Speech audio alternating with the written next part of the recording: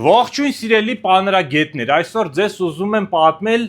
մի դետալի մասին, որը շատ կարևոր է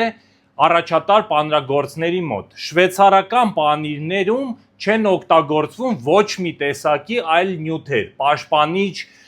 վաքսեր եւ նմանատիպ կողային նյութեր։ Այն բնական կեղև ունի, որը ամբողջությամբ ուտվում է։ Իսկ հոլանդական պանիրները հակառակը ամեն ինչ պատում են պաշտպանիչ շերտով, դրանով լուծում են պիտանելիության ժամկետը շատ ավելի երկար եւ լոգիստիկ ծախսերի հետ կապված շատ ավելի հեշտ է տեղափոխել այս պանիրը, քան բնական ճանապարհով ստացած բնական կեղև ունեցող շվեյցարական պանիրները։ Եկեք կտրենք եւ տեսնենք դրա արդյունքում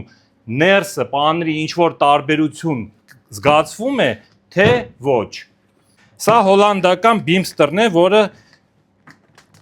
Նիդերլանդների թագավորական ընտանիքի պաշտոնական ճաշկերույթների պանիրն է, այսպիսի տեսք ունի։ Հիմա եկեք կտրենք շվեյցարական պանիրը, որը կոչվում է իդեպ Շվեյցարիայի ոսկին։ Վատ բանը ոսկի չէին անվանի։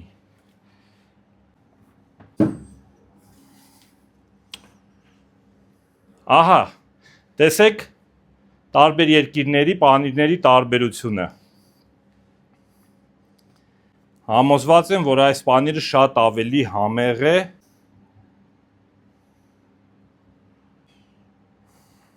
Всё